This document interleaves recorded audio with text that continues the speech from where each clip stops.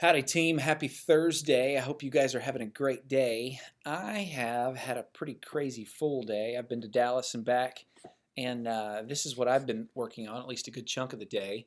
I met a man in Dallas who donated this beautiful table to our church, and it's now up here in our meeting space. I thought it'd be fun to record this video from y'all. I also just had our first planning meeting for camp this summer. Yours truly just got elected to be camp director.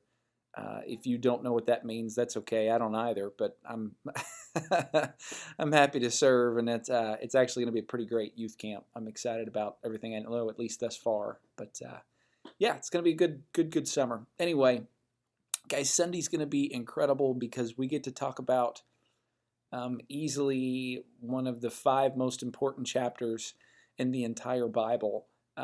Dare I say, maybe the most important Old Testament passage in the entire Bible.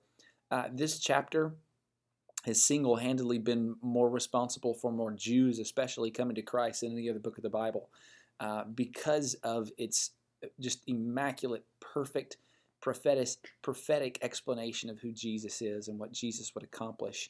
And the fact, and this is going to be really important, we've got to drive this home to the students, it was written 700 years before Christ ever hit the scene.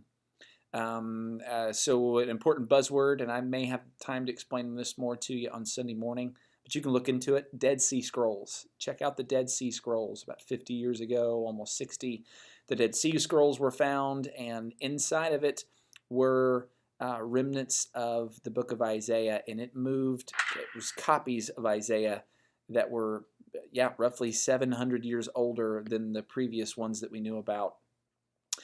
They just definitively prove that this was written well before Jesus ever came around. Why does that matter?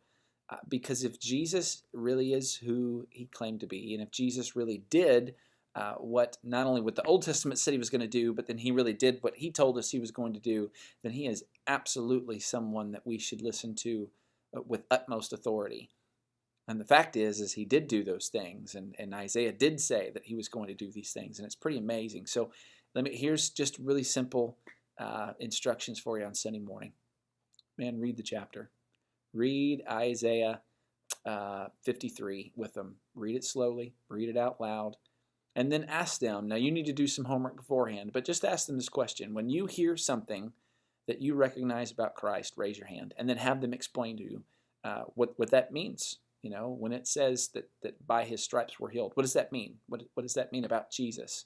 Okay, and it's just so perfect. As long as they're listening, they should get it. Now, some of the younger ones, you might have to spoon feed them the answers, and that's okay. But let me just encourage you, read, like Matthew chapters 24 through 27. Those describe really well the crucifixion and the resurrection.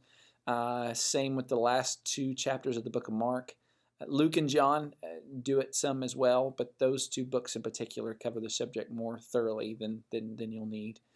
But just remember that Isaiah 53 doesn't just talk about Jesus' death, it also talks about his birth and his life a little bit too. I mean, there's just really clear references that they should get. And so read it to them slowly. Go over it out loud. You can use the strategy that they give you here in the book, and that's fine. They give you some pretty good questions. In fact, the question from option number 2 is really good, where it just says, why do you trust somebody? And the point of that question really is this. If somebody says, hey, I'm going to do something, and they do it, that ought to cause us to trust that person a little bit more inherently. Well, Jesus, from the beginning of time, has told us through his scripture, hey, this is what I'm going to do, and then he did it. And so we can trust him and we can follow him, and we should, because he's our king. And because he loved us so much, because he was our suffering servant and he did everything that he needed us to do in order for us to be saved. And by the way, I know we're skipping a truckload of the book of Isaiah. Where Jews get tripped up is because the first really half of the book of Isaiah is about the judgment of Israel and about the conquering king that's going to come in and take care of these things. And I don't know why God delivered it to us in this way, outside of the fact that he did those things to Israel, and then the suffering servant came in and suffered. But the Jews were expecting the conquering king to come in and not the suffering servant king to come in. So if you want to read the book of Isaiah backwards, maybe it makes a little bit more sense timeline-wise. But nonetheless, Jesus can be trusted. And that's what we want our kids to know. Guys, I love y'all, and I can't wait to hang out on Sunday. We'll see you later. Bye.